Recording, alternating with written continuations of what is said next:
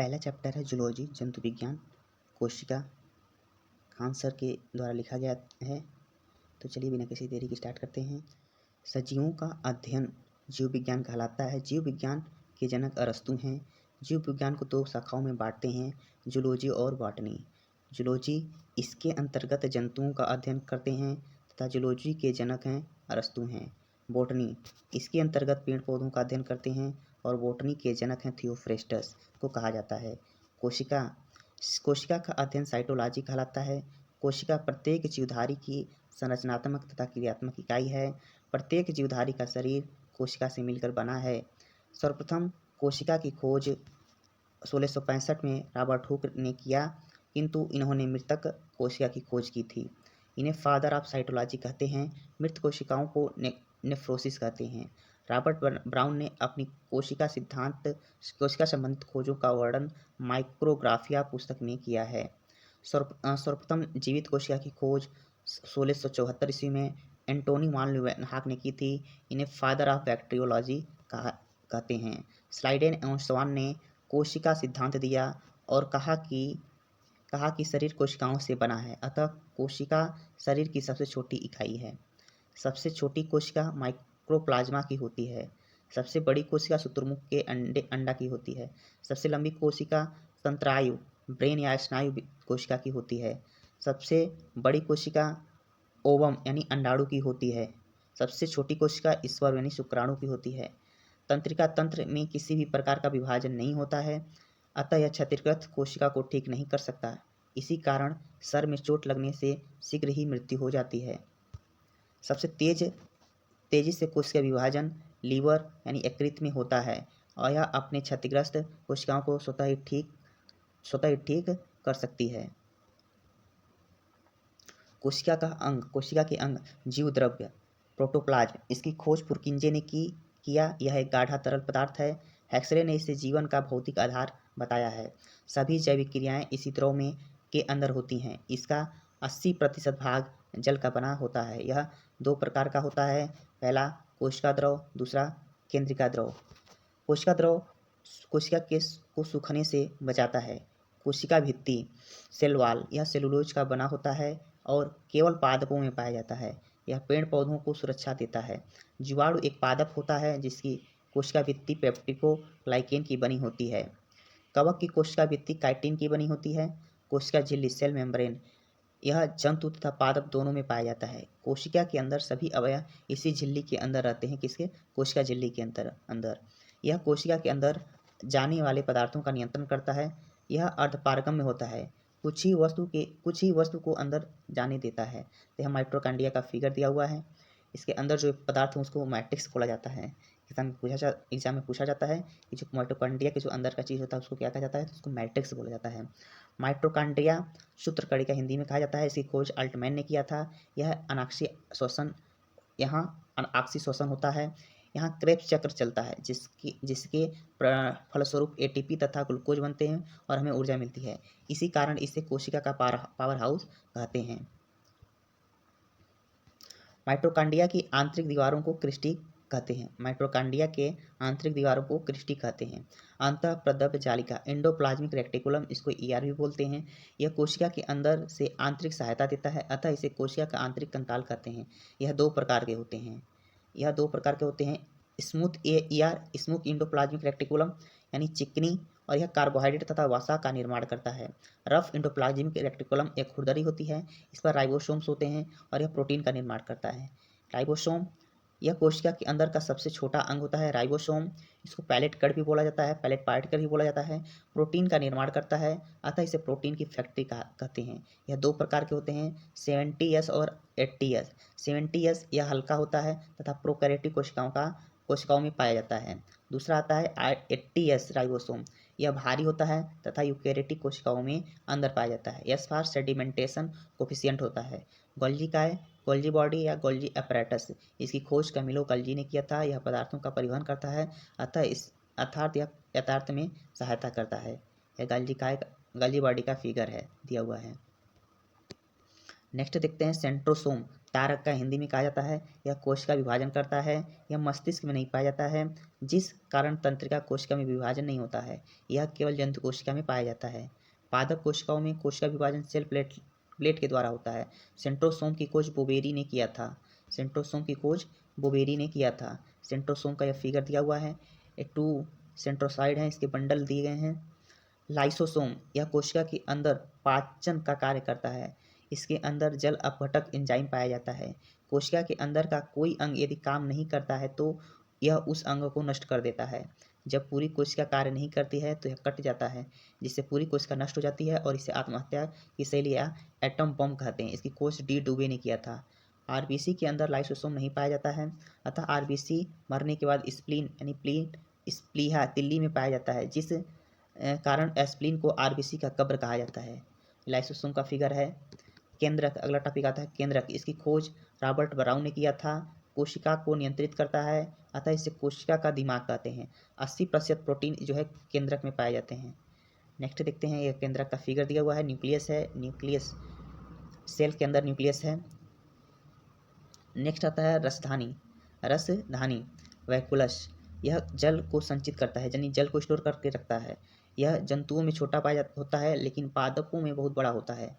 Centrosome का यह figure दिया हुआ है। अगला टॉपिक आता है लवक यानी प्लास्टिड। यह पादपों का सबसे बड़ा कोशिकांग होता है। केवल पादपों में पाया जाता है, प्लांट में केवल पाया जाता है। 3 प्रकार का होता है।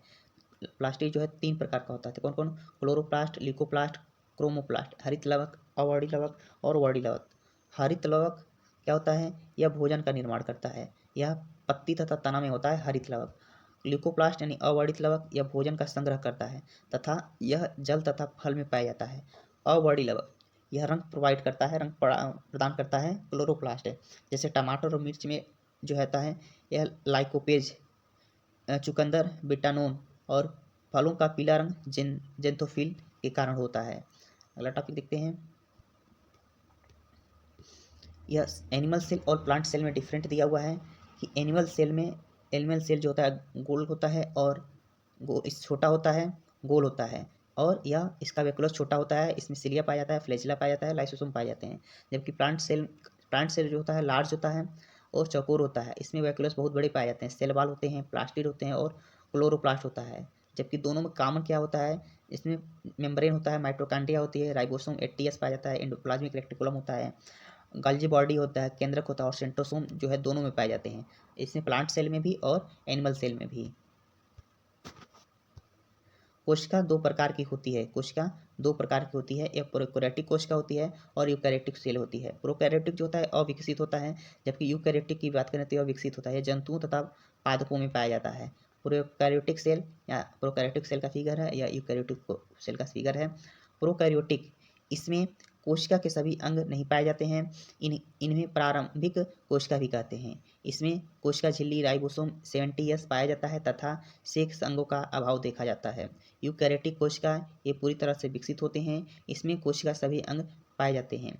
इसमें से 80S राइबोसोम पाया जाता है। पादप कोशिकाओं का आकार चौकोर होता है। इसके अंदर का सबसे बड़ा अंग प्लास्टिड होता है। इनका वैक्यूलस राजधानी बड़ा होता है। इनमें क्लोरोफिल पाया जाता है। जंतु कोशिकाएं गोल होती हैं। इनके अंदर का सबसे बड़ा अंग केंद्रक होता है। दोस्तों, ये आप लोगों के लिए क्वेश्चन है, बिना कोशिका भित्ति वाले कोशिका में क्या नहीं पाया जाता है? तो इसको आप लोग कमेंट में जो है जरूर बताइएगा। नेक्स्ट है गुणसूत्र, क्रोमोजोर। मानव में यह 23 जोड़ा यानी 46 गुणसूत्र पाया जाता है। इसकी खोज वाल्डेयर ने किया था। इसके ऊपरी भाग को सैटेलाइट कहते हैं, इसके मध्य भाग को सेंट्रोमर कहते हैं और निचले भाग को टेलोमर कहते हैं। इसके बीच में धागे के समान रचना पाई जाती है, जिसको अरान कहते हैं। क्रोमोजोम का फिगर है, आप देख सकते हैं। क्रोमोजोम केंद्रक के अंदर पाए जाते हैं। क्रोमोजोम के अंदर डीएनए होता है। डीएनए के अंदर जीन पाया जाता है। जीन पर माता पिता के गुण पाए जाते हैं, अतः जीन ही आनुवंशिकता के आधार है। जीन न्यूक्लियोटाइड का बना होता है। जीन की खोज जोहानसन ने किया था। ये जीन है, इसका फिगर देख सकते हैं। मेल में 46 और फीमेल में भी 46 गुणसूत्र पाए जाते हैं। कुछ जीवों के क्रोमोजोम हैं, जैसे जीवाणु में 1 क्रोमोजोम है, मच्छर में 6, घरेलू मक्खी में 12, मटर में 14, प्याज में 16, नींबू में 18, 36, छोटे वाले में 18 और बड़े वाले में 36, मक्का में 20, टमाटर 24, मेढक 26, बिल्ली 38, चूहा 40, खरगोश 44, मानव 46 गुणसूत्र होते हैं। आलू में 48, चिंपांजी में 48, तंबाकू में 48, घोड़ा में 64, कुत्ता में 78, कबूतर में 80 और टेरिडोफाइट्स में 1600 ये सर्वाधिक इसी में पाया जाता है। केंद्र अम्ल न्यूक्लिक एसिड की बात करें तो यह दो प्रकार के होते हैं, डीएनए और RNA. DNA di ribonucleic acid कहलाता है। यह कोशिका के अंदर केंद्रक, माइटोकॉन्ड्रिया तथा क्लोरोप्लास्ट में पाया जाता है। नेक्स्ट, इसके श्रृंखला को पॉलीन्यूक्लियोटाइड कहते हैं। डीएनए न्यूक्लियोटाइड का बहुलक होता है। डीएनए में फास्फोरस तत्व पाया जाता है। DNA polynucleotide, nucleoside, phosphate. तो न्यूक्लियोसाइड को दो भागों में बांटा गया है, शुगर और नाइट्रोजन बेस है। तो शुगर को फिर से दो भागों में बांटा गया है, राइबोज और डाईऑक्सी राइबोज। नाइट्रोजन बेस में प्यूरिन, पिरिडीन, प्यूरिन में एडेनिन, ग्वानिन आता है और पिरिमिडिन में साइटोकानिन और दूसरा थाइमिन आता है। डीएनए का पहला अवलोकन कार्लसबर्ग ने किया था। डीएनए को प्रयोगशाला में अरविंद खुराना ने देखा। डीएनए की संरचना डबल स्टैंडर्ड होती है, जिसकी मॉडल वाटसन एवं क्रिक ने किया था, जिस कारण इन्हें 1962 में नोबेल प्राइज दिया गया। एडेनिन तथा थाइमिन में डबल हाइड्रोजन बॉन्ड होता है। ग्वानिन तथा साइटोसिन में ट्रिपल हाइड्रोजन बॉन्ड होता है। ट्रिक है ए डबल बॉन्ड टी और जी ट्रिपल बॉन्ड सी।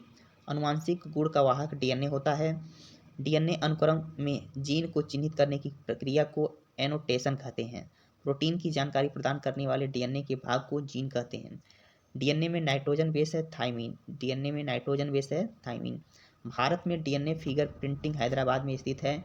इसका उपयोग सर्वाधिक आपराधिक मामलों में गुत्थियां सुलझाने के लिए किया जाता है।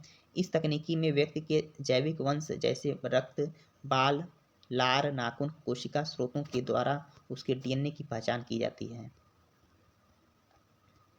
आरएनए राइबोज न्यूक्लिक एसिड, इसकी संरचना सिंगल स्टैंडर्ड होती है। इसमें राइबोज शुगर पाया जाता है। इसके नाइट्रोजन बेस में एडेनिन, गुआनिन, साइटोसिन होती हैं, किंतु थाइमिन के स्थान पर यूरेसिल होता है। यह प्रोटीन संश्लेषण निर्माण में सहायक है। यह 3 प्रकार का होता है, mRNA, tRNA और rRNA। mRNA मैसेंजर आरएनए कहलाता है। यह आवश्यक एमिनो एसिड की पहचान करता है तथा उन्हें एक क्रम में सजाता है। प्रोटीन संश्लेषण में क्षार इवेंट में एक mRNA का निर्माण होता है। ट्रांसफर आरएनए, जिसको tRNA भी कहा जाता है, यह एमिनो एसिड का परिवहन कर राइबोसोम तक लाता है। राइबोसोम आरएनए यह प्रोटीन निर्माण करता है। 10 + 10 20 एमिनो एसिड मिलकर के एक प्रोटीन बनाते हैं। डीएनए से आरएनए बनना ट्रांसक्रिप्शन कहलाता है। क्या कहलाता है? ट्रांसक्रिप्शन कहलाता है। आरएनए से पुनः डीएनए बना लेना ये रिवर्स ट्रांसक्रिप्शन कहलाता है। आरएनए से प्रोटीन बनाना यह ट्रांसलेशन कहलाता है। प्रोटीन निर्माण की अंतिम अवस्था ट्रांसला कहलाती है। डीएनए से डीएनए बना लेना यह रेप्लिकेशन कहलाता है। इसमें दिखाया गया है, इस फिगर में कंप्लीट दिखाया गया है कि डीएनए से आरएनए बनना रिवर्स ट्रांसक्रिप्शन, डीएनए से आरएनए बनना ट्रांसक्रिप्शन, लेकिन आरएनए से डीएनए बनना रिवर्स ट्रांसक्रिप्शन। आरएनए से प्रोटीन का बनना ट्रांसलेशन और डीएनए से डीएनए का ही बनना रेप्लिकेशन कहलाता है। कोशिका विभाजन, सेल डिवीजन, एक कोशिका का टूटकर 2 या 2 से अधिक कोशिका का निर्माण कर लेना कोशिका विभाजन कहलाता है। जिस कोशिका का विभाजन होता है उसे मदर सेल कहते हैं तथा कोशिका के बाद बनने वाला नई कोशिका को डॉटर सेल कहा जाता है। जो नया सेल बनते हैं उसको डॉटर सेल कहा जाता है। जंतुओं में कोशिका विभाजन सेंट्रोसोम करता है। कौन करता है? सेंट्रोसोम करता है। पादपों में कोशिका विभाजन कौन करता है? तो सेल प्लेट के द्वारा जो है पादपों में कोशिका विभाजन होता है। कोशिका विभाजन 3 प्रकार से होता है, असूत्री अमिटोसिस, समसूत्री मिटोसिस, अर्धसूत्री मिसोसिस। असूत्री विभाजन अमिटोसिस में क्या होता है? इसमें कोशिका 2 भागों में टूटती है। यह विभाजन जीवाणु, विषाणु, सूक्ष्मजीव तथा प्रोकैरियोटिक में होता है। इसमें सबसे आसान विभाजन होता है। इस प्रकार के विभाजन में मदर सेल का आकार बड़ा होने लगता है, जिससे उसके आगे चलकर यह बीच में धंस जाता है और 2 भागों में विभाजित हो जाता है। तो ये देख रहे हैं, ये प्लांट जो है पेरेंट सेल है, या धीरे धीरे बीच में दब रहा है और बीच में जब दब जाता है तो बीच में से ये जो है विभाजित हो जाता है। समसूत्री विभाजन मिटोसिस, यह विभाजन कायिक कोशिका सोमेटिक सेल में होता है। 99% जो होता है यह कायिक कोशिका में होता है समसूत्री विभाजन। जनन कोशिका ओवम या एंडोस्पर्म 1% को छोड़कर शरीर कायिक कोशिका का बना होता है। इसमें एक मदर सेल टूटकर 2 डॉटर सेल का निर्माण करती है। दोनों ही डॉटर सेल में क्रोमोसोम समान संख्या में रहते हैं, अतः इसे समसूत्री विभाजन कहते हैं। इसकी 5 अवस्थाएं होती हैं, इंटरफेज, प्रोफेज, मेटाफेज और एनाफेज, और एक और होता है टेलोफेज। तो इंटरफेज क्या होता है, इसमें सबसे बड़ी अवस्था होती है इंटरफेज जो होती है, इसमें डीएनए का निर्माण होता है तथा क्रोमोसोम अलग हो जाते हैं।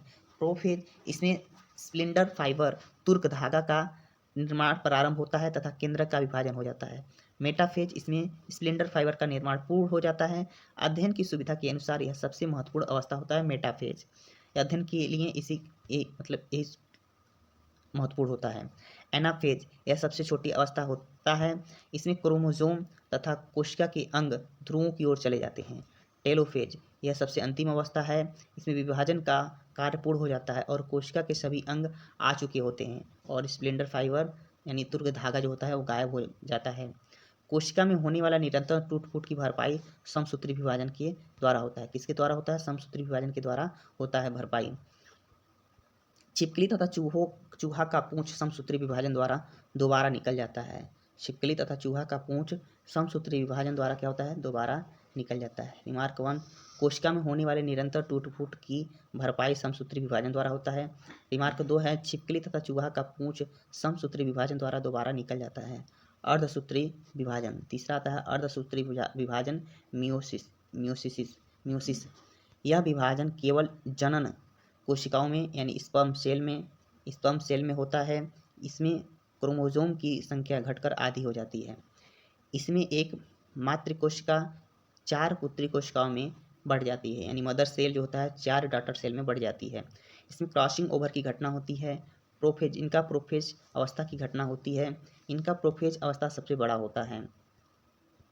कलर ब्लाइंडनेस में एक्स क्रोमोसोम जो होता है प्रभावित होता है, एक्स क्रोमोसोम प्रभावित होता है। सिंड्रोम, क्रोमोसोम में होने वाला अनियमितता को सिंड्रोम कहते हैं। इसके कारण शरीर में असामान्य लक्षण उभर आते हैं। टर्नर सिंड्रोम, इसमें क्रोमोसोम की संख्या 45 हो जाती है। यह केवल स्त्रियों में पाया जाता है टर्नर सिंड्रोम। इसमें स्त्रियों का शरीर अविकसित होता है। इसमें बांझपन देखा जाता है। क्या देखा जाता है, इसमें बांझपन देखा जाता है। क्लीनेफेल्टर सिंड्रोम, इसमें क्रोमोसोम की संख्या 47 हो जाता है। यह केवल पुरुषों में पाया जाता है। इसमें पुरुष नपुंसक हो जाता है। अगला आता है डाउन सिंड्रोम, इसमें क्रोमोसोम की संख्या 47 हो जाता है। यह मेल एवं फीमेल दोनों में हो सकता है। इसमें शरीर पेडोल हो जाता है, जीभ तथा होठ मोटा हो जाता है, मनुष्य मंदबुद्धि का हो जाता है और ऐसे व्यक्ति को मंगोलाइड कहते हैं। पटाउ सिंड्रोम इसमें क्या होता है, इसमें क्रोमोसोम की संख्या 47 हो जाती है। यह मेल एवं फीमेल दोनों में हो सकता है। इसमें व्यक्ति मंदबुद्धि का होता है और उसके ऊपर का होठ कटा होता है। नोट, वायरस जो होते हैं वो कोशिका सिद्धांत का पालन। नेक्स्ट अब हम लोग पढ़ेंगे जंतु विज्ञान जूलॉजी, जिसमें हम लोग कवर करेंगे टिश्यू मसल्स। तो चलिए स्टार्ट करते हैं। टिश्यू, यह समान कोशिकाओं के समूह को ऊतक कहते हैं। समान कोशिकाओं के समूह को ऊतक कहते हैं। ऊतक का अध्ययन ऊतक विज्ञान या औतिक यानी हिस्टोलॉजी कहलाता है। हिस्टोलॉजी के जनक मार्सेलो मैलपिघी को कहा जाता है। सबसे पहले ऊतक का विकास लेंटेडा संघ के जीव हाइड्रा जेलीफिश में हुआ था। ऊतक 4 प्रकार के होते हैं, पेशीय ऊतक, तंत्रिका ऊतक, संयोजी ऊतक और उपकला यानी एडिपोज या इपिथेलियम ऊतक इपिथेलियम टिश्यू। सबसे पहले हम लोग पढ़ेंगे पेशीय ऊतक, पेशीय टिश्यू, मस्कुलर टिश्यू। इस ऊतक में शरीर की सभी कोशिकाएं, सभी मांसपेशियां बनी होती हैं। इस ऊतक में शरीर की सभी मांसपेशियां बनी होती हैं। मस्कुलर टिश्यू में शरीर की रक्षा प्रदान करता है। इसमें संकुचनशील कंट्रैक्टाइल टिश्यूज कहते हैं। इस ऊतक की कोशिका लंबी होती है। इन कोशिकाओं में एक तरल पदार्थ भरे रहते हैं। इस तरल पदार्थ को सर्पोप्लाज्म कहते हैं। मानव में कुल 639 मांसपेशियां पाई जाती हैं। 639 मांसपेशियां पाई जाती हैं। नेक्स्ट आता है तंत्रिका ऊतक, न्यूरॉन टिश्यू। इस ऊतक में मस्तिष्क, मेरुरज्जु, स्पाइनल कार्ड तथा सभी तंत्रिकाएं बनी होती हैं। यह सूचनाओं का आदान प्रदान करते हैं। इस ऊतक में कोशिका विभाजन नहीं होता है। तीसरा, संयोजी ऊतक कनेक्टिंग टिश्यू। यह ऊतक शरीर के विभिन्न अंगों को आपस में जोड़ने का काम करते हैं, जैसे अस्थि, रक्त और लसिका। रक्त तरल संवहन ऊतक की बनी होती है तथा यह शरीर के तापमान को नियंत्रित करता है। इससे बोन सॉलिड कनेक्टिंग टिश्यू की बनी होती है। कहलाता है उपकला एडिपोज ऊतक एपिथेलियम टिश्यू। इसमें त्वचा बना हो इससे क्या होता है, त्वचा बना होता है। शरीर की आंतरिक अंगों की बाहरी परत इसी ऊतक की बनी होती है। किसकी बनी होती है? उपकला ऊतक की बनी होती है। नेक्स्ट आता है, यह वसा संग्रह तथा ऊतकों के बीच के स्थान को भरता है। बुढ़ापे में वसा की कमी के कारण चेहरे में झुर्रियाँ पड़ जाती हैं। वसा हमें चोट लगने से बचाता है। वसा बहुत हल्का होने से ज़्यादा जगह घेरता है। महिलाओं में वसा पुरुषों की तुलना में अधिक होती है। पुरुषों में वसा कम होने से उनका शरीर गठीला होता है। अगला टॉपिक आता है पेशीय तंत्र, मस्कुलर सिस्टम। इसमें हम लोग मस्कुलर सिस्टम के बारे में कंप्लीट अध्ययन करेंगे। तो चलिए स्टार्ट करते हैं। मांसपेशियां शरीर में त्वचा के अंदर पाई जाती हैं। मांसपेशियों की कुल जो संख्या होती है 339 होती है। सबसे लंबी मांसपेशी सार्टोरियस जांघ में पाई जाती हैं। सबसे छोटी मांसपेशियां स्टेपिडर्स होती हैं जो कान की हैं। सबसे बड़ी मांसपेशियां ग्लूटेयस मैक्सिमम या नितंब पेशी हैं। मांसपेशियों में मायोसिन नामक प्रोटीन पाया जाता है। मांसपेशियों में लैक्टिक एसिड के जमाव के कारण थकान महसूस होता है। इस ऊतक की सबसे लंबी इस ऊतक की कोशिका लंबी होती है तथा इन कोशिकाओं में एक तरल पदार्थ भरे होते हैं। इस तरल पदार्थ को सर्कोप्लाज्म कहते हैं। इस ऊतक का मुख्य कार्य जीवों को प्रचलन में मदद करना है। मांसपेशियां 3 प्रकार की होती हैं, ऐच्छिक, अनैच्छिक और हृदयक। ऐच्छिक मांसपेशियां वॉलंटरी स्ट्रिपेड मसल्स। ये मांसपेशियां हमारी इच्छा अनुसार कार्य करती हैं।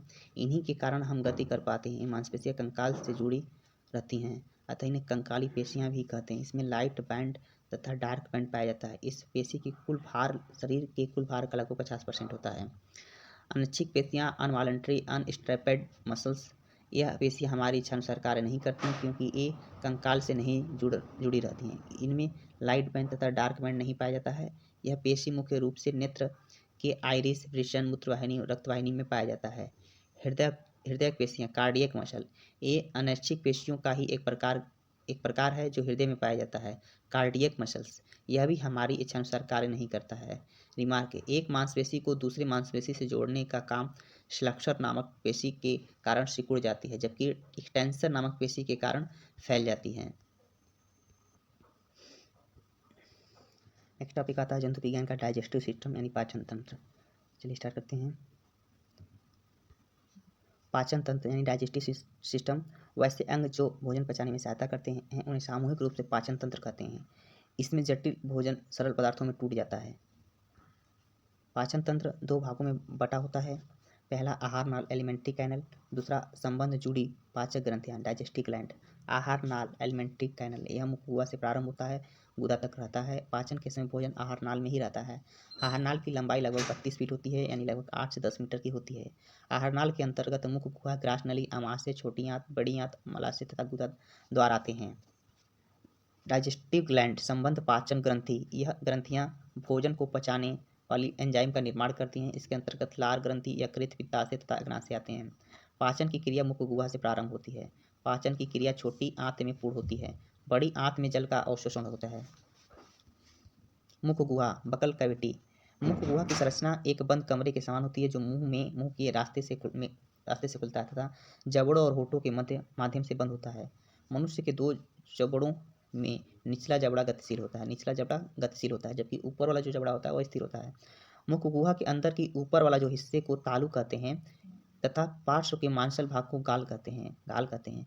एगुला एक मुलायम वी आकार की रचना होती है जो मुलायम तालु के नीचे की तरफ लटकी रहती है। पाचन मुख गुहा से प्रारंभ होता है। पाचन कहाँ से प्रारंभ होता है? तो यह मुख गुहा से प्रारंभ होता है। मुख गुहा एक खाली जगह होता है जिसमें एक जीभ, 3 जोड़ी लार ग्रंथि तथा 32 दांत पाए जाते हैं जो पाचन में महत्वपूर्ण भूमिका निभाते हैं।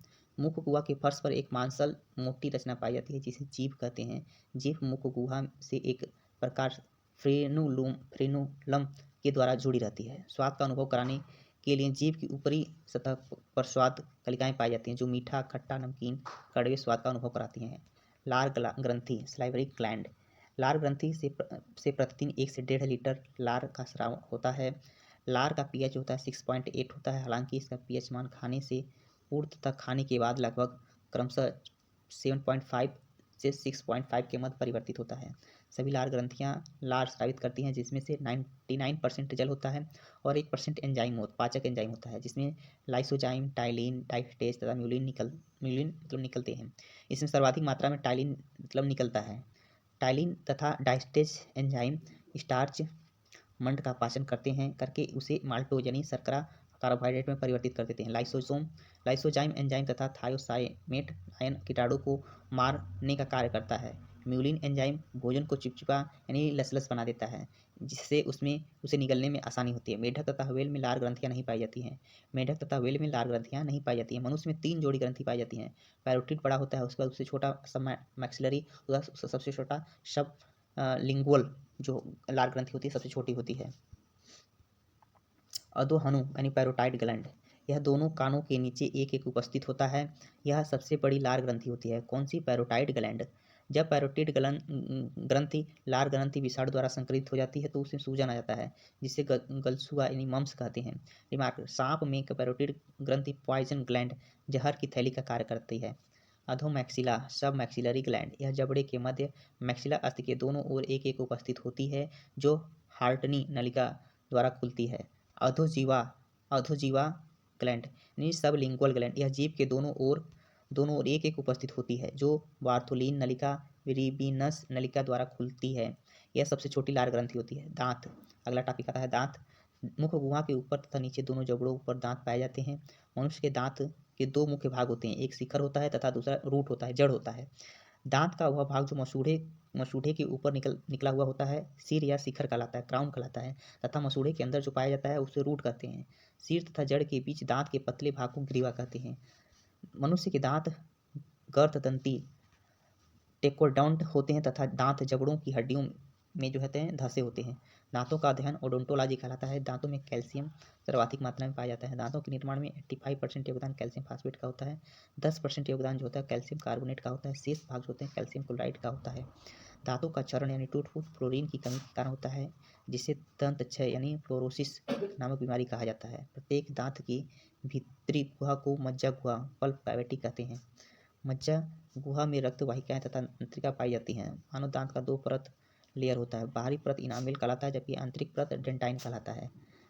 ये मानव दांत का फिगर है। मज्जा गुहा के ऊपर दांत अस्थि पाई जाती है। दांत का अधिकांश भाग दंतास्थि यानी डेंटाइन की ही बनी होती है, जो मुख्य रूप से कैल्शियम युक्त एक संयोजी ऊतक है।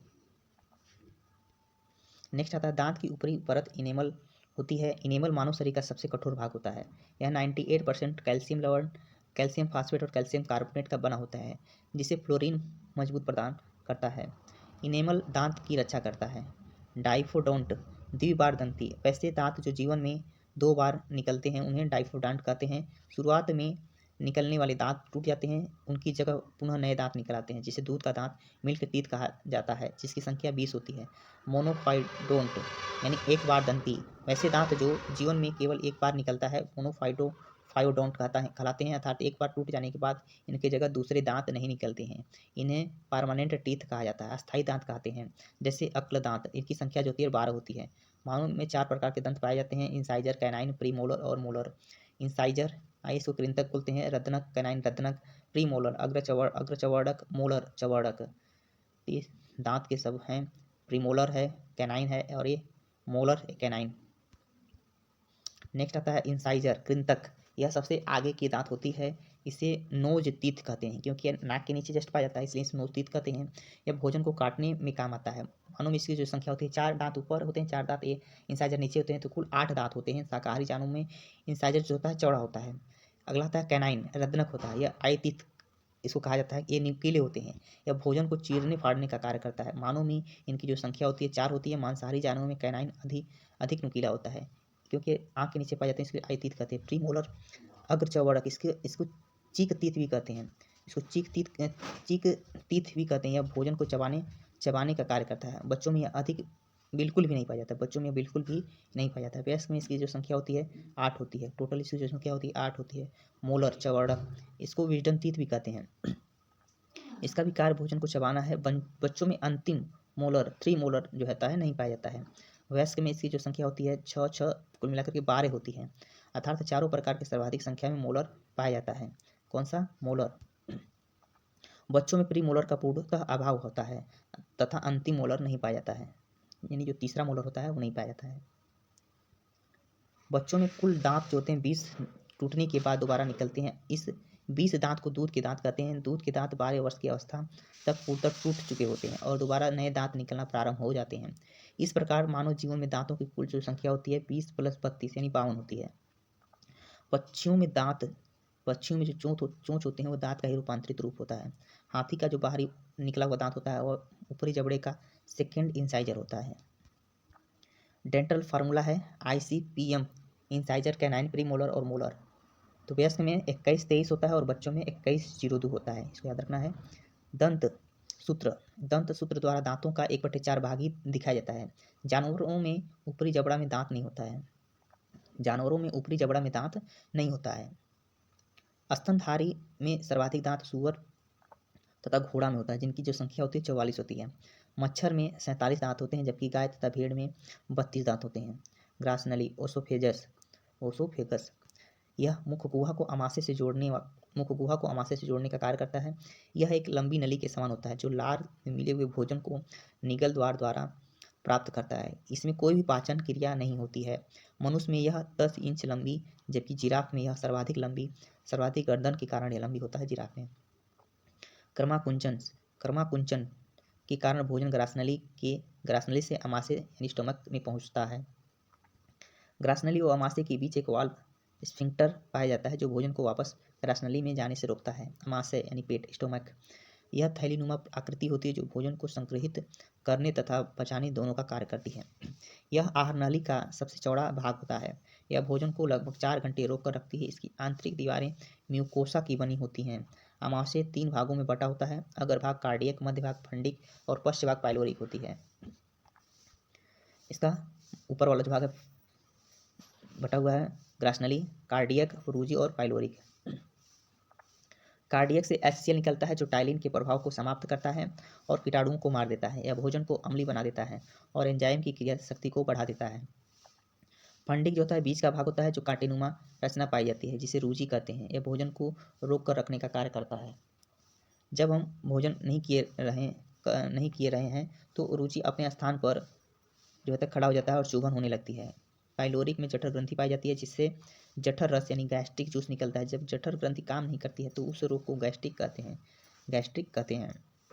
जठर ग्रंथियों में मुख्यतः रेनिन दूध को दही में बदल देता है, अर्थात दूध को पचाना है। यह दूध में उपस्थित केसिन प्रोटीन को कैल्शियम पाराकैसिनेट में बदल देता है। केसिन प्रोटीन के कारण ही दूध का जो है रंग सफ़ेद होता है। दूध का हल्का पीला रंग कैरोटीन प्रोटीन के कारण होता है। पेप्सिन प्रोटीन को पचाता है और यह प्रोटीन को पेप्टोन में बदल देता है। भोजन अमाशय के बाद छोटी आंत में जाता है और यहाँ भोजन अब कायम का रूप ले चुका होता है। अगला टॉपिक आता है इंटेस्टाइन यानी आंत। मनुष्य की आंत को 2 भागों में बांटते हैं। एक होता है छोटी आंत, दूसरा होता है बड़ी आंत, स्मॉल इंटेस्टाइन और लार्ज इंटेस्टाइन। शाकाहारियों में आंत की जो लंबाई होती है अपेक्षाकृत अधिक होती है, जिससे भोजन अवशोषण हेतु अतिरिक्त पृष्ठ क्षेत्र मिल सके। छोटी आंत हम पढ़ेंगे। छोटी आंत, यह भोजन का पूर्ण पाचन छोटी आंत में होता है। यह आहार नाल का सबसे लंबा भाग होता है। इसकी जो लंबाई होती है 6 से 8 मीटर होती है। अमाशय में पाचन क्रिया प्रारंभ होने के बाद भोजन छोटी आंत में पहुंचता है। यहाँ भोजन का पाचन व अवशोषण की क्रिया होती है। संपूर्ण आहार नाल की लंबाई 10 मीटर होती है। पाचन संबंधी सबसे अधिक कार्य छोटी आंत में होता है। छोटी आंत के 3 भाग होते हैं, पक्वाशय यानी अग्रणी ड्यूडेनम, अग्र क्षुद्रांत जेजुनम और तीसरा होता है क्षुद्रांश यानी इलियम। अब हम लोग पढ़ेंगे यकृत यानी लीवर। यह सबसे बड़ी पाचक एंजाइम होती है, ग्रंथि होती है, सबसे बड़ी पाचक ग्रंथि है, ग्लैंड है। इसका भार लगभग 1.5 kg के आसपास होता है। यह अपने क्षतिग्रस्त हिस्सों का पुनर्निर्माण स्वयं कर लेती है। यकृत में पित्त यानी बाइल का निर्माण होता है। पित्ताशय, अगला टॉपिक आता है पित्ताशय, गाल ब्लैडर। इसमें यकृत द्वारा बनाया गया पित्त आकर के जमा रहता है। इसमें पित्त का निर्माण नहीं होता है। पित्त यकृत के ठीक नीचे रहता है। पित्ताशय में जब कोई स्टोन का निर्माण होता है तो वह ठीक नहीं हो सकता है, इसलिए पूरे पित्ताशय को काट कर निकाल दिया जाता है। अल्ट्रासोनिक विकिरण द्वारा बिना शल्य क्रिया के पित्ताशय की पथरी को गला देना लिथोट्रिप्सी कहलाता है। क्या कहलाता है? लिथोट्रिप्सी कहलाता है। पित्त एंजाइम न होते हुए भी पाचन में सहायता करता है। पित्त रस गाढ़ा हल्के पीले रंग का होता है। मनुष्य में प्रतिदिन लगभग 600 मिली पित्त रस स्रावित होता है। पित्त भोजन को क्षारी बना देता है, क्योंकि पित्त जो होता है क्षारी होता है। पित्त का जो पीएच वैल्यू होता है 7.8 से 8.5 तक होता है। पित्त रस में कोई भी पाचक एंजाइम नहीं होता है। पित्त रस में पित्तवर्धक बाइल पिगमेंट जैसे बिलिरुबिन तथा बिलिवर्डिन आदि पाए जाते हैं। पित्त रस में उपस्थित दो लवण सोडियम ग्लाइकोलेट तथा सोडियम टोरोकालेट भोजन काई में उपस्थित वसा को जल के साथ मिलकर छोटी छोटी बिंदु में तोड़ देते हैं। इस क्रिया को पायसीकरण यानी इमल्सिफिकेशन कहते हैं। वसा में घुलनशील विटामिन ए, डी, ई और के हैं कि अवशोषण में भी पित्त रस की महत्वपूर्ण भूमिका होती है। यदि किसी व्यक्ति का पित्ताशय निकाल दिया जाता है तो उस व्यक्ति में वसा का पाचन सामान्यतः नहीं हो पाता है। नेक्स्ट टॉपिक आता है आहार नाल, आमाशय, अग्नाशय, ड्यूडेनम, जेजुनम, इलियम, विलाई। पक्वाशय यानी ग्रहणी, ड्यूडेनम। यह ग्रहणी जो होती है अंग्रेजी में अक्षर यू के आकार की भांति मुड़ी हुई रचना होती है। यह छोटी आंत का पहला भाग होता है। अमाशय के बाद भोजन कायम ग्रहणी में आता है, जहाँ उसे पित्त मिलती है, वह क्षारी बन जाता है। ग्रहणी में किसी प्रकार का एंजाइम नहीं होता है, बल्कि इसमें दो प्रकार के हार्मोन पाए जाते हैं, कोलेसिस्टोकाइनिन और सिक्रेटिन। कोलेसिस्टोकाइनिन यह पित्ताशय के पित्त निकालने या स्रावित करने के लिए उत्तेजित करता है ताकि भोजन क्षारी हो सके। सिक्रेटिन यह अग्नाशयी रस पैनक्रियाटिक जूस को स्रावित करने के लिए उत्तेजित करता है ताकि भोजन सरलता से पच सके। अग्नाशय में तीन प्रकार के एंजाइम निकलते हैं। इन तीनों को सामूहिक रूप से पूर्ण पाचक रस कहते हैं, क्योंकि यह भोजन के सभी अवयव को पचा सकते हैं। पहला था ट्रिप्सिन। यह प्रोटीन पेप्टोन को पचा करके पेप्टाइड में बदल देता है। एमाइलेज यह स्टार्च यानी मंड को शर्करा में तोड़ देता है। लाइपेज यह पित्त द्वारा पाचकीकरण वसा को तोड़कर ग्लिसरॉल तथा वसी अम्ल में बदल देता है। ट्रिक याद करने का ट्रिक है, अग्नाशय में एंजाइम पूर्ण पाचक रस लैट, लाइपेज, एमाइलेज और ट्रिप्सिन। अगला टॉपिक आता है अग्र क्षुद्रांत, जेजुनम। जेजुनम में पाचन की कोई क्रिया नहीं होती है। ग्रहणी के बाद भोजन जेजुनम में आता है। जेजुनम के बाद यह इलियम में जाता है। इलियम क्षुद्रांत यह छोटी आंत का अंतिम भाग होता है, जहाँ से भोजन का पाचन तथा अवशोषण दोनों होता है। यहाँ से कई प्रकार के आंतरस यानी इंटेस्टाइनल जूस निकलता है। इन सभी आंतरस को सक्कम इंट्रिकस कहते हैं। निम्नलिखित एंजाइम पाए जाते हैं। इरेप्सिन यह प्रोटीन को पचाता है। यह प्रोटीन पेप्टाइड को एमिनो अम्ल में बदल देता है और यहाँ प्रोटीन का पूर्ण पाचन हो जाता है। प्रोटीन पेप्टाइड एमिनो एसिड भोजन को अमाशय में जाता है। अमाशय में पेप्टाइड, ड्यूडेनम में पेप्टाइड और इलियम में एमिनो एसिड। लाइपेज यह वसा का पाचन करता है और वसा को ग्लिसरॉल तथा वसी अम्ल में बदल देता है। लाइपेज वसा, ग्लिसरॉल, वसी अम्ल। माल्टेज यह माल्टोज को पचाता है। सुक्रेज यह सुक्रोज को पचाता है। लैक्टेज यह लैक्टेज को पचाता है। नोट, छोटी आंत का अंतिम भाग इलियम में अंगुली जैसे रचना पाई जाती है, जिसे विलाई कहते हैं। विलाई अवशोषण चूसने का कार्य करता है। भोजन के तुरंत बाद अधिक जल नहीं पीना चाहिए, क्योंकि यह एंजाइम को पतला कर देता है, जिससे पाचन नहीं हो पाता है। भोजन करने के तुरंत कुछ समय बाद हमें नींद आने लगती है, क्योंकि भोजन पचाने के लिए शरीर का अधिकांश रक्त जो होता है अमाशय के मांसपेशियों में चला जाता है और मस्तिष्क से रक्त की कमी हो जाती है, जिस कारण नींद आने लगती है। छोटी आंत इलियम से भोजन निकलता है तो वह काइल का रूप ले लेता है और बड़ी आंत में प्रवेश कर जाता है। नेक्स्ट टॉपिक आता है बड़ी आंत। बड़ी आंत छोटी आंत की तुलना में अधिक चौड़ी किंतु लंबाई में छोटी होती है। बड़ी आंत में भोजन का पाचन नहीं होता है। इसमें केवल जल का अवशोषण होता है, भोजन का नहीं। इसमें विटामिन बी का निर्माण होता है। विटामिन बी का निर्माण बड़ी आंत में होता है। बड़ी आंत 3 भागों में विभक्त होता है, सीकम, कोलोन और रेक्टम। छोटी आंत के बाद भोजन सीकम में प्रवेश करता है। सीकम पेट के दाहिने ओर होता है, जिसके नीचे अपेंडिक्स पाया जाता है। अपेंडिक्स यह हमारे शरीर में एक अवशोषी अंग है। यह सेलुलोज को पचाता है। यह जानवरों का मुख्य अंग है।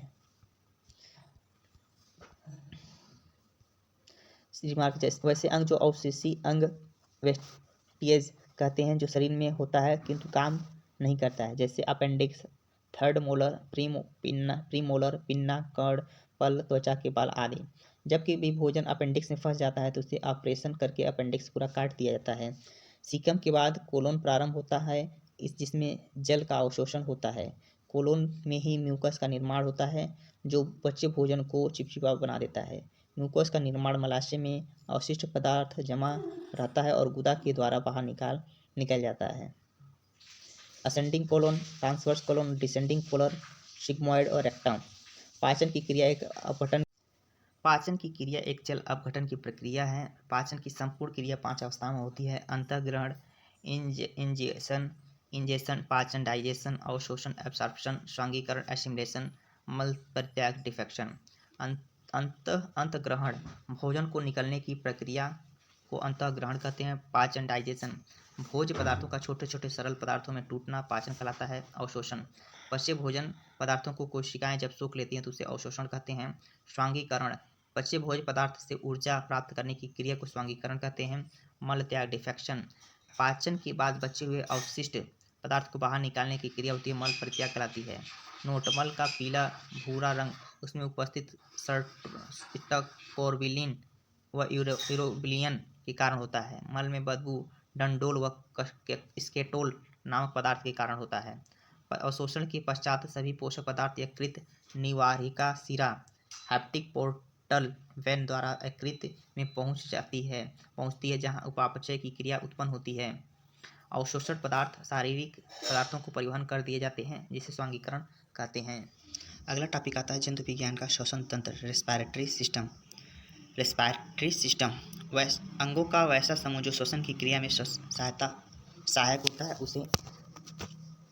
उन्हें सामूहिक रूप से श्वसन तंत्र कहते हैं। श्वसन एक ऐसी क्रिया है जिसमें ऑक्सीजन ग्रहण किया जाता है, जिसके फलस्वरूप एक ऑक्सीजन ग्लूकोज को तोड़ देता है और CO2 H2O तथा ऊर्जा निकलती है।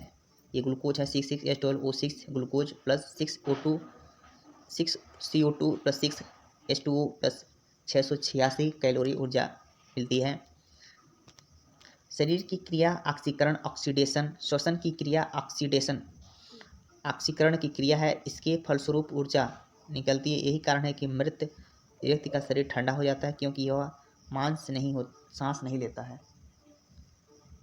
श्वसन की क्रिया एक अपचायी कैटाबोलिक क्रिया होती है। श्वासोच्छ्वास, ब्रीथिंग, सांस अंदर लेने तथा बाहर छोड़ने की क्रिया को श्वासोच्छ्वास कहते हैं। श्वासोच्छ्वास यानी ब्रीथिंग 2 प्रकार के होते हैं: ब्रीथिंग, इनहेलेशन और एक्सहेलेशन। इंस्पिरेशन, सांस अंदर लेने की जो क्रिया होती है इंस्पिरेशन कहलाती है, निश्वसन कहलाती है। इसके द्वारा हम निम्नलिखित गैसें लेते हैं: O2 जो होता है 21%, CO2 जो होता है 0.03%, नाइट्रोजन जो होता है 78%। निश्वसन में बात करें तो एक्सपायरेशन की बात करें तो जब हम सांस बाहर छोड़ते हैं तो वह निश्वसन कहते हैं। इसमें जितनी मात्रा में हम ऑक्सीजन अंदर लेते हैं उतनी ही मात्रा में हम बाहर छोड़ते हैं, किंतु गैसों का अनुपात बदल जाता है। निश्वसन में निम्नलिखित गैसें निकलती हैं: O2 70%, कार्बन डाइऑक्साइड 4.6% और नाइट्रोजन जो होता है 78%। प्रमुख श्वसन अंग की बात करें तो श्वसन तंत्र का वह अंग जो श्वसन तंत्र में सबसे महत्वपूर्ण भूमिका निभाता है प्रमुख श्वसन अंग कहलाता है। एक कोशिकीय जीव में विसरण द्वारा श्वसन होता है। जलीय जीवों में गलफड़ा द्वारा यानी गिल्स यानी कोलम के थ्रू जो होता है सांस श्वसन होता है। कीट में श्वास नली द्वारा, टैडपोल बच्चा मेढक में गिल्स थ्रू, सक्रिय नेडक जो भूमि के अंदर होते हैं त्वचा के थ्रू, मानव में फेफड़ा, केचुआ में त्वचा और जीवाणु में मीसोसोम के जो द्वारा जो होता है सांस लेते हैं। मानव का श्वसन मार्ग, मानव जब श्वसन करता है तो वायु जिस मार्ग का अनुसरण करती है उस मार्ग को ही श्वसन मार्ग कहा जाता है। इसके निम्नलिखित मार्ग हैं: नासा छिद्र, नासा कपाट, ग्रसनी, स्वरतंत्र, श्वास नली, ब्रोंकाई, ब्रोंक्यूलेस, एल्वेली, ब्लड और सेल। डायफ्राम गुंबद आकार का पेशी रचना होती है। यह वक्ष गुहा के नीचे तथा उदर गुहा के ऊपर पाया जाता है। यह संयोजी ऊतक का बना होता है। निश्वसन में यह 75% योगदान करता है। गर्भवती महिलाओं में निश्वसन में डायफ्राम महत्वपूर्ण भूमिका नहीं निभाती है। डायफ्राम का डायग्राम दिया हुआ है। डायफ्राम टूट जाने पर व्यक्ति की मृत्यु हो जाती है। डायफ्राम जब टूट जाती है तो क्या होती है, व्यक्ति की मृत्यु हो जाती है। नासा छिद्र, नॉस्ट्रिल, नाक का यह अगला भाग होता है। इसी भाग से वायु अंदर आती जाती है। इसमें बाल पाए जाते हैं जो धूल कण को रोक देते हैं। नसिका कपाट, नजल वाल्व, यह नाक का पिछला भाग होता है। इसमें चिपचिपा म्यूकस पाया जाता है। नसिका कपाट के पास ओलोफैक्टरी ट्यूब पाया जाता है जो हमें सुगंध का एहसास कराता है। ग्रसनी, यह नसिका कपाट के नीचे तथा मुख्य गुहा के पीछे पाया जाता है। इस मार्ग से भोजन तथा वायु दोनों जाते हैं। किसमें, फेरिंक्स यानी ग्रसनी में। रिमार्क, ग्रसनी निगल द्वार के माध्यम से ग्रसनली से जुड़ता है। ग्रसनी स्वरतंत्र के द्वारा श्वासनली से जुड़ता है। स्वरतंत्र लैरिंक्स, यह ग्रसनी को श्वासनली से जोड़ने का कार्य करता है। यह ग्रसनी के नीचे पाया जाता है। स्वरतंत्र के दौरान उपास्थियों के 9 टुकड़ों के द्वारा बनी होती है। यह आवाज़ निकालने में सहायक है, अतः इसे वॉइस बॉक्स कहते हैं। पक्षियों में वॉइस बॉक्स का काम जो होता है सैरिंक्स करता है। लैरिंक्स पर एक ढक्कन जैसे संरचना पाई जाती है जिसे एपिग्लॉटिस कहते हैं। जब हम कुछ निगलते हैं तो एपिग्लॉटिस बंद हो जाती है, जो भोजन श्वसन नली में न जाकर के ग्रसनली में जाता है। जब कभी एपिग्लॉटिस खुला रह जाता है तो हमें हिचकी आने लगती है। एपिग्लॉटिस का नियंत्रण जो होता है मेडुला ऑब्लांगेटा करता है। फेफड़ा, यह मानव में वक्ष गुहा में पाया जाता है। यह मानव का मुख्य श्वसन अंग है। इसकी संख्या 2 होती है। दाहिना फेफड़ा बड़ा होता है। फेफड़ा प्लूरल मेम्ब्रेन द्वारा ढका होता है। फेफड़े को फुफ्फुस या पल्मोनरी भी कहते हैं। फेफड़ा रक्त में ऑक्सीजन मिला देती है जिससे रक्त का शुद्धिकरण कहते हैं, अर्थात रक्त फेफड़ा में जाकर के शुद्ध होता है। श्वास नली, ट्रैकिया, इसके द्वारा वायु फेफड़े के अंदर तक जाता है। श्वास नली लगभग 10 से 11 सेंटीमीटर लंबी होती है। ट्रैकिया के बाहर कार्टिलेज को सुरक्षा परत होता है जिसे हाइलिन कार्टिलेज कहते हैं। ट्रैकिया आगे जाकर 2 शाखाओं में बढ़ जाती है जिसे ब्रोंकाई कहते हैं। आगे जाकर के ब्रोंकाई कई भागों में टूट जाती है जिसे ब्रोंक्यूलस कहते हैं। वायु कोष्ठ यानी एल्वियली, ब्रोंक्यूलस के सिरे पर गोल संरचना पाई जाती है जिसे एल्वियली कहते हैं। एल्वियली गैसों के विनिमय का कार्य करता है। जब एल्वियली जाम हो जाता है तो उस बीमारी को निमोनिया कहते हैं। टीबी नामक बीमारी में एल्वियली में छेद हो जाता है। जब एल्वियली पर बलगम जम जाता है तो उसे दमा रोग कहते हैं। एल्वियली में जब रक्त कोशिकाएं होती हैं जिसमें रक्त पाया जाता है, रक्त के अंदर हीमोग्लोबिन होता है। एल्वियली Hb यानी हीमोग्लोबिन में ऑक्सीजन छोड़ देता है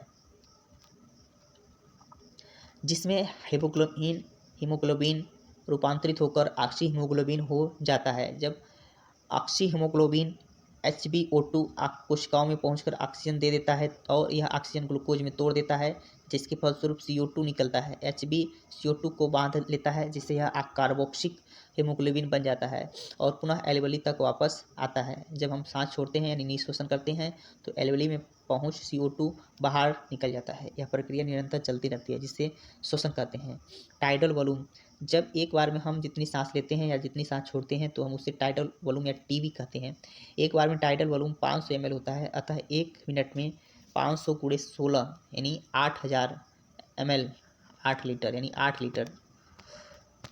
टोटल लंग्स कैपेसिटी, एक बार मिली गई ऑक्सीजन अधिकतम वायु सांस को टोटल लंग कैपेसिटी कहते हैं, TLC कहते हैं। टोटल लंग कैपेसिटी लगभग 6000 ml यानी 6 लीटर होता है। टाइडल वॉल्यूम TLC का मात्र लगभग 80% होता है।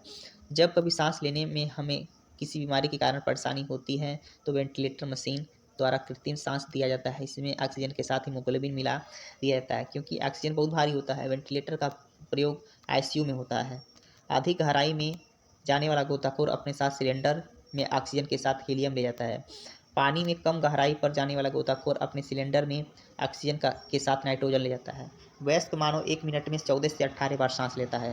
वयस्क मानव 1 मिनट में 14 से 18 बार सांस लेता है। छोटा बच्चा 1 मिनट में 14 से 30 बार सांस लेता है। कोशिकीय श्वसन सेलुलर रेस्पिरेशन, यह मानव कोशिका के अंदर होता है।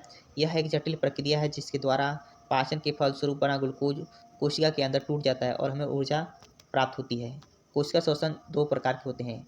कोशिकीय श्वसन 2 प्रकार के होते हैं, एक अनाक्षी श्वसन और एक आक्षी श्वसन। जो अनाक्षी श्वसन होता है कोशिका द्रव में होता है और जो आक्षी श्वसन होता है वो माइटोकॉन्ड्रिया में होता है।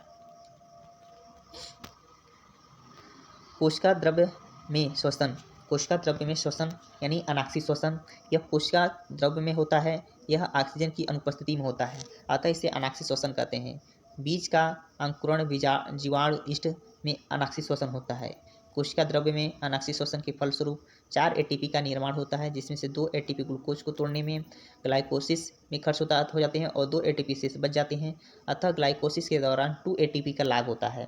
ग्लाइकोसिस के दौरान 2 एटीपी का लाभ होता है। रिमार्क: ग्लाइकोसिस के बाद क्रेब्स चक्र प्रारंभ होता है। ग्लाइकोसिस तथा क्रेब्स चक्र के बीच की कड़ी एसिटाइल यानी Ca को एंजाइम ए को कहते हैं। माइटोकॉन्ड्रिया में श्वसन यानी ऑक्सीशोषण, यह माइटोकॉन्ड्रिया में होता है। इसे ऑक्सीशोषण कहते हैं क्योंकि यह ऑक्सीजन की उपस्थिति में होता है। माइटोकॉन्ड्रिया में होने वाले चक्र को क्रेब्स चक्र कहते हैं क्योंकि इसकी खोज क्रेब्स नामक विद्वान ने किया था। कोशिका द्रव्य में हुए ग्लाइकोसिस के फलस्वरूप बने 2 पायरुविक अम्ल को माइटोकॉन्ड्रिया में पूर्ण अपघटन अपघटन होता है।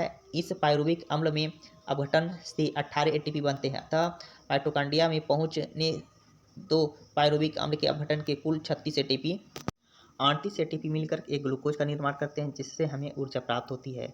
नोट: क्रेब्स चक्र के दौरान CO2 निकलता है। श्वसनीय पदार्थ: वैसे पदार्थ जिनका कोशिकीय श्वसन के दौरान अपघटन टूटना होता है और हमें ऊर्जा की प्राप्ति होती है, उन्हें श्वसनीय पदार्थ कहते हैं, जैसे कार्बोहाइड्रेट, वसा और प्रोटीन। रिमार्क: आंतरिक श्वसन यानी कोशिकीय श्वसन के फलस्वरूप हम सांस नहीं लेते हैं, बल्कि ऊर्जा का निर्माण करते हैं। फेफड़ा में होने वाले श्वसन को बाह्य श्वसन कहते हैं, जबकि कोशिका में होने वाले श्वसन को आंतरिक श्वसन कहते हैं। नेक्स्ट टॉपिक आता है जूलॉजी जंतु विज्ञान का सर्कुलर सिस्टम यानी परिसंचरण तंत्र। परिसंचरण तंत्र यानी सर्कुलेटरी सिस्टम। जीव जंतु में विभिन्न पदार्थ जैसे O2, CO2, पोषक पदार्थ, गैस, उत्सर्जित पदार्थ आदि के परिवहन के लिए जिस तंत्र की आवश्यकता होती है उसको हम परिसंचरण तंत्र यानी सर्कुलेटरी सिस्टम कहते हैं। मानव में परिसंचरण तंत्र मुख्य रूप से रक्त तक लाशिका द्वारा होता है। चूंकि यह कार्य मुख्यतः रुधिर द्वारा होता है, इसलिए इसे रुधिर परिसंचरण तंत्र भी कहते हैं। रुधिर परिसंचरण तंत्र की खोज जो था विलियम हार्वी ने किया था। रुधिर परिसंचरण तंत्र के माध्यम से किए जाने वाले कार्य हैं: यह पोषक पदार्थों तथा अपशिष्ट पदार्थों का परिवहन करता है, ऑक्सीजन तथा कार्बन डाइऑक्साइड का परिवहन करता है, हार्मोन को लक्षित ऊतक तक पहुंचाता है, विभिन्न मध्यवर्ती उपापचयी पदार्थों का परिवहन करता है। रुधिर परिसंचरण तंत्र के मुख्य भाग हैं हृदय, शिरा तंत्र, रक्तदाब, धमनी तंत्र तथा लसिका तंत्र। परिसंचरण तंत्र 3 प्रकार के होते हैं: open blood circulatory system, close blood circulatory system और तीसरा होता है मिक्स ब्लड सर्कुलेटरी सिस्टम।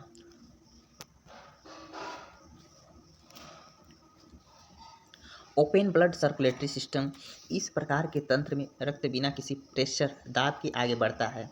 यह बाह्य कंकाल वाले जीवों में पाया जाता है, जैसे तिलचट्टा हुआ, आर्थ्रोपोडा संघ का जीव है, घोंगा हुआ एमोलस्का संघ का जीव है। क्लोज ब्लड सर्कुलेटरी सिस्टम: इसमें रक्त एक नली के माध्यम से एक निश्चित प्रेशर से आगे बढ़ता है। यह आंतरिक कंकाल वाले जीवों में पाया जाता है।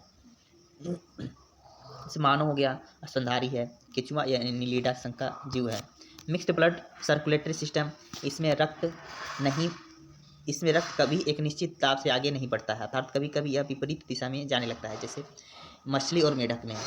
रक्तवाहिनी ब्लड वेसल्स: रक्त को ले जाने और ले आने वाले नसों को रक्तवाहिनी कहते हैं, जैसे उदाहरण धमनी तथा शिरा। विज्ञान की जिस शाखा के अंतर्गत रुधिर वाहिनियों का अध्ययन किया जाता है उसे एंजियोलॉजी कहते हैं। क्या कहते हैं? एंजियोलॉजी कहते हैं। शिरा, धमनी और शिरा के बीच डिफरेंस देखेंगे। धमनी वे रुधिर वाहिकाएं हैं जो हृदय से शुद्ध रक्त शरीर के विभिन्न अंगों तक ले जाती हैं, जबकि शिरा वे रुधिर वाहिनियां हैं जो विभिन्न अंगों से अशुद्ध रक्त को एकत्रित करके हृदय में लाती हैं। धमनी शरीर की अधिक गहराइयों में पाए जाते हैं, जबकि शिरा शरीर के कम गहराई में पाए जाते हैं। धमनी इसमें रक्त का दाब तथा स्पीड दोनों उच्च होता है, जिस कारण यह मोटी हो जाती है, जबकि शिरा में रक्त का दाब तथा स्पीड दोनों कम होता है, जिस कारण यह पतली होती है। धमनी में पल्मोनरी धमनी को छोड़ करके शेष धमनी में शुद्ध रक्त पाया जाता है, जबकि शिरा में धमनी शिरा को छोड़ करके शेष धमनियों में अशुद्ध रक्त बहता है। धमनी का रंग लाल होता है, जबकि शिरा का रंग हल्का नीला होता है। धमनी में ब्लड वापस आने का खतरा नहीं रहता है, जिस कारण इसमें कपाट नहीं पाए जाते हैं, जबकि शिरा में ब्लड वापस आने का खतरा रहता है, जिस कारण इसमें वाल्व पाए जाते हैं। धमनी में रक्त को हृदय से शरीर के विभिन्न अंगों तक जाती है, जबकि शिरा यह शरीर से रक्त को लेकर के हृदय तक आती है। धमनी शाखान्वित होकर धमनियाँ बनाती हैं, जबकि रुधिर कोशिकाएं सबसे छोटी सूक्ष्मदर्शी रक्तवाहिकाएं होती हैं जो धमनियों को शिराओं से जोड़ती हैं। शरीर में रक्त का मार्ग, शरीर में रक्त का मार्ग हर्ट, हर्ट्स महाधमनी, महाधमनी से धमनी, फिर से छोटी धमनी, कोशिका, फिर से कोशिका से छोटी सीरा, छोटी सीरा से सीरा, छोटी सीरा से फिर से महासीरा, फिर से यह साइकिल चलती रहती है। केशिका कैपिलरी, यह एक पतली नस होती है, इसमें शुद्ध तथा अशुद्ध दोनों रक्त मिलते हैं। केशिका आंखों में स्पष्ट दिखाई पड़ती है, यह धमनी तथा सिराओं को जोड़ती है। हृदय, हृदय पेशियों का बना होता है, यह कार्डियम नामक झिल्ली से ढका होता है। इन झिल्लियों के बीच द्रव भरा रहता है जिसे पेरिकार्डियल द्रव कहते हैं। यह द्रव बाहरी आघातों से हृदय की रक्षा करता है। हृदय का भार लगभग 300 ग्राम होता है। हृदय का आकार शंकु आकार का होता है, यह वक्ष गुहा में हल्का बाईं ओर होता है। हृदय एक पंपिंग अंग है। हृदय की दीवारें 3 स्तरों की बनी होती है, एपिकार्डियम, मायोकार्डियम और एंडोकार्डियम। एपिकार्डियम स्तर में हृदय पेशी पाई जाती है जो रचना में ऐच्छिक पेशियों के समान जबकि कार्यविधि में अनैच्छिक पेशियों के समान होती है। हृदय पेशियां तेजी से संकुचित होती हैं तथा कभी थकती नहीं हैं।